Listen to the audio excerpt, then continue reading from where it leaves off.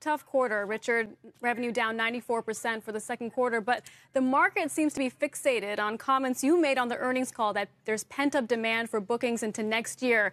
Help us understand, who is booking a cruise for next year? What's the profile of this customer? Baby boomers, millennials? Who is it, Richard? Well, I think we are seeing that there is a pent-up demand. People are frustrated being at home and being isolated.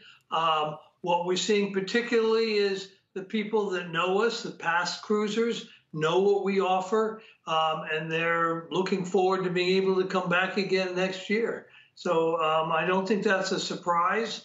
I think everybody's looking forward to seeing the industry come back into full operation. You had also said on the call that China, potentially Australia, could see cruise lines resume operations before October. That's well before Wall Street was expecting. But I guess the big question is, when do we see cruises return to service here in the U.S.? That makes a majority of your revenue. You've seen this timeline pushed back now 3 times. First it was July, then it was August. Now it's October 31st.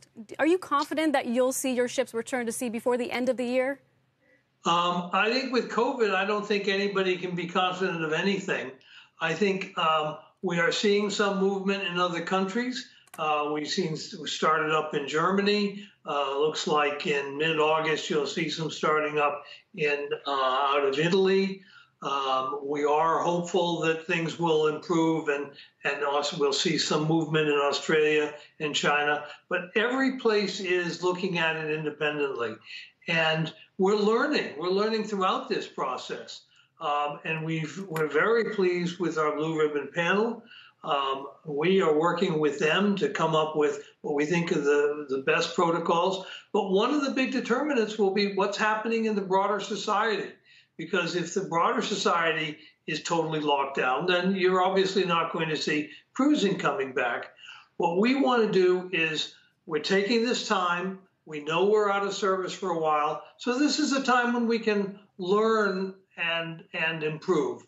And when we do start to come back, I think one of the points that we made on the call was we don't expect this to be a light switch where all of a sudden everything starts to go. We expect it'll be a dimmer. And we'll start and we'll learn from the start. We're learning from what's happening in Europe now. We'll learn more and then gradually build up throughout the coming months. But with no certainty as to when sailings will return or will resume operations, you've raised more debt. You have about $4 billion in liquidity.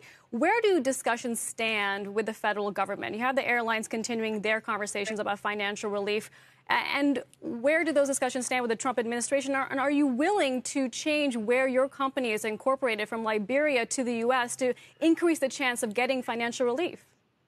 Well, we're not having discussions with the U.S. government about supporting the cruise industry. We started with a strong balance sheet. We've taken a lot of steps to improve our liquidity. We've taken a lot of steps to bring our costs under control. It's a very painful process we've gone through, but we're doing that without relying on the U.S. government. We're doing that on our own, and I think that's the process that we would expect to continue.